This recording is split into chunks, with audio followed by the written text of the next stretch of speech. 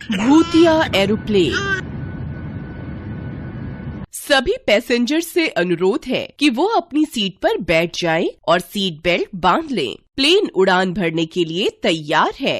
रात का समय होने की वजह से उड़ान भरने के कुछ देर बाद ही एरोप्लेन की सभी लाइट्स बंद हो जाती हैं और लोग सोने लगते हैं। लाइट्स बंद होने के कुछ देर बाद अचानक एरोप्लेन के अंदर किसी बच्चे के रोने की आवाज गूंजने लगती है, जिससे सबकी नींद खुल जाती है। किसका बच्चा है? प्लीज इसे चुप कराएं। सॉरी सर, हम बस अभी सबको शांत करवाते हैं। एयर होस्टेस प्लेन की लाइट्स ऑन करती है और पूरे प्लेन में रोते हुए बच्चे की जांच करती है, लेकिन उसे कहीं भी कोई बच्चा नहीं मिलता है। प्लेन में तो एक भी बच्चा नहीं है, फिर ये रोने की आवाज कहाँ से आ रही है? एयर होस्टेस सभी पैसेंजर्स को ये बात बताने ही जा रही होती है, तभी रोने की आवाज बंद हो जाती है। आवाज बंद हो गई। पैसेंजर्स को इसके बारे में नहीं बताती। सच पता चलने पर सब बहुत डर जाएंगे। यही अच्छा होगा कि मैं असुविधा के लिए माफी मांगकर सभी को दोबारा सोने के लिए बोल देती हूँ। एयर होस्टेस वही करती है जो उसने सोचा होता है और सभी पैसेंजर्स दोबारा सो जाते हैं। इस बार लाइट्स ऑफ होने के कुछ देर बाद बच्चे के साथ किसी औरत के हंसने की आवाज आनी शुरू हो जाती है, जिससे एयर होस्टेस डर जाती है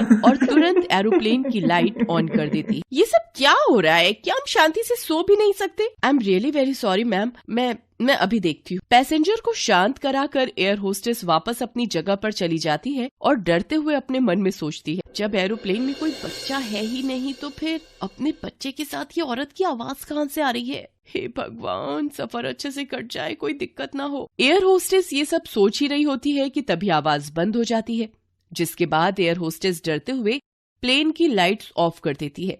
कुछ देर तक कोई आवाज सुनाई न देने पर और एरोप्लेन में शांति का माहौल देखकर एयर होस्टेस भी सुकून से अपनी जगह पर बैठ जाती है। पर उसके बैठते ही वहाँ एक और अजीब घटना घटती है। उसे हवा में उड़ते किसी बच्चे की परछाई नजर आती है, जिसे देखकर एयर होस्टेस बहुत डर जाती है। इस बार आवाज के साथ भूत को एरोप्लेन में उड़ते हुए देखकर सभी एकदम हैरान रह जाते हैं और बहुत डर भी जाते हैं। लोगों को डरा हुआ देखकर एयर होस्टेस सुरक्षा को ध्यान में रखते हुए अनाउंसमेंट करती है, कृपया आप सभी अपनी जगह से ना हिलें और अपनी अपनी सीट बेल्ट बांध लें। डर की वजह से एरोप्लेन में भगदड़ मचाने से हम सबकी जान को खतरा बन सकता है।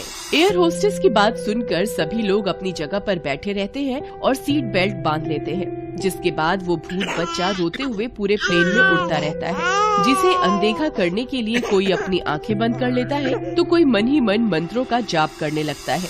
भूतनी को वहाँ देखकर एरोप्लेन में बैठे एक बुजुर्ग आदमी को दिल का दौरा पड़ जाता है और उसकी मृत्यु हो जाती है। बच्चे के भूत से डरे हुए लोग बुजुर्ग आदमी की मौत और भूतनी को वहाँ देखकर और ज्यादा डर जाते हैं। पहले से एक बच्चा कम था क्या, जो अब ये भूतनी भी आ गई? इसने तो आते ही उन बुजुर्ग अंकल को भी मार दिया। ये हम सबको मार देगी। मैं ऐसा नहीं होने दूंगा। हमें अपनी जान बचाने के लिए खुद ही कुछ करना पड़ेगा।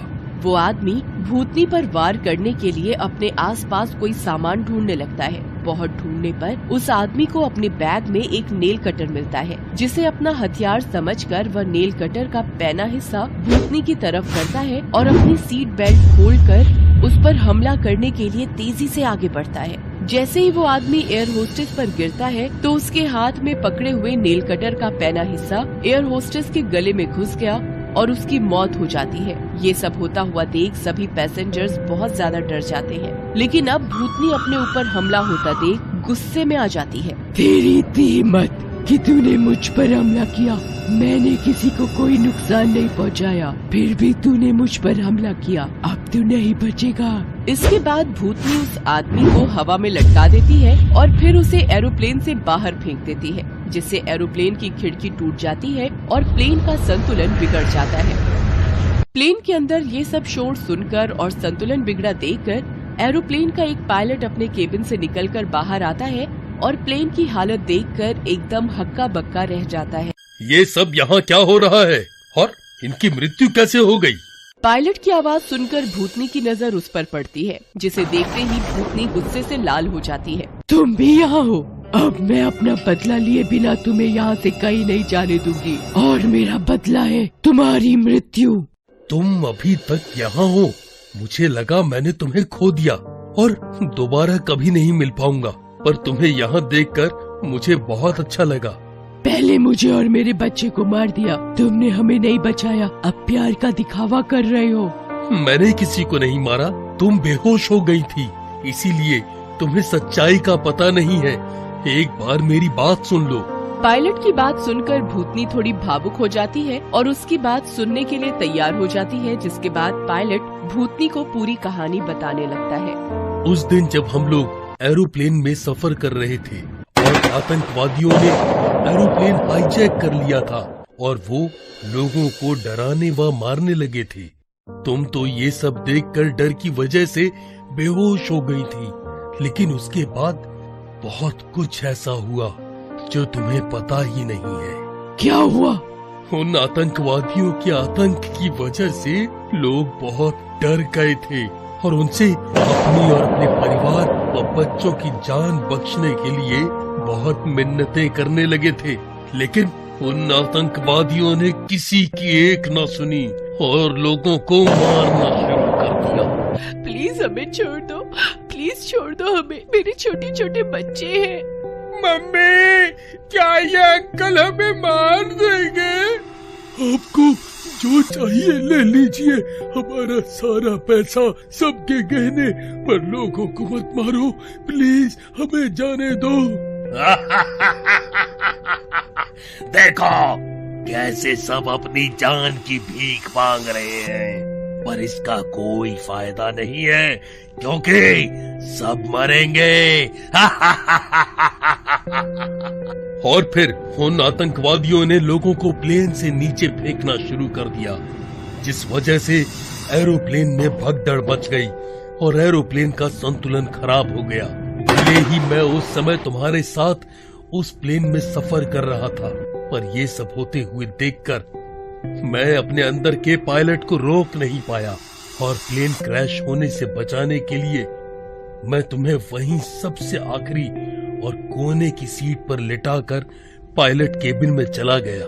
तुम मुझे उन आतंकवादियों के बीच अकेला छोड़कर चले गए थे और बोल रहे हो कि तुमने मुझे और मेरे बच्चे को नहीं मारा। अगर तुम वहीं रहते तो शायद आज हम भी तुम्हारी तरह जिंदा होते। ऐसा कुछ नहीं है, मैं हम सबकी जान बचाना चाहता था। एक बार मेरी पूरी बात सुन लो।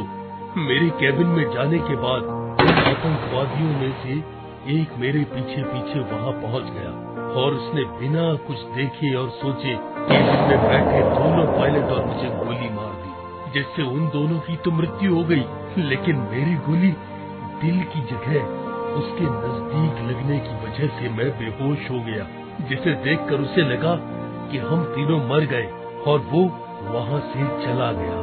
कुछ देर बाद जब मुझे होश आया तो और बहुत हिम्मत करके मैंने एरोप्लेन को ऑटो पायलट मोड पर किया और मदद के लिए मैसेज भेजकर आतंकवादियों की नजरों से छुपते हुए केबिन से बाहर निकल कर आया। तुम मुझे बस इतना बताओ कि मैं बेहोश थी, तो फिर मेरी मौत कैसे हुई और तुम्हें गोली लगी थी तो तुम बचे कैसे? केबिन से बाहर निकलने के बाद जैसे ही मैं आतंकवादियों से छुपते छुपाते तुम्हारे पास पहुंचा तो मैंने देखा कि उन्होंने तुम्हारे पेट में गोली मार रखी थी और तुम्हारी मृत्यु हो चुकी थी। तुम्हें ऐसा देखकर मुझे बहुत गुस्सा आया और मैंने वहीं पास में रखी कांच की बोतल से उन पर हमला कर दिया। इस बीच जितनी देर में वो लोग मुझ पर हमला कर मुझे मार पाते, बाहर से हमारे लिए मदद आ गई और उन्होंने सभी आतंकवादियों को पकड़ लिया। एरोप्लेन की सेफ लैंडिंग कराई।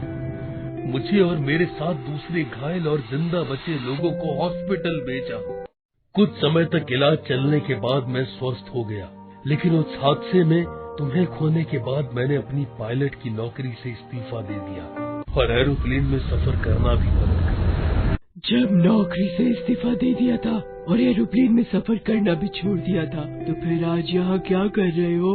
आज सुबह मेरे पास एयरलाइन से इमरजेंसी फोन आया कि उन्हें एक पायलट की अर्जेंट जरूरत है।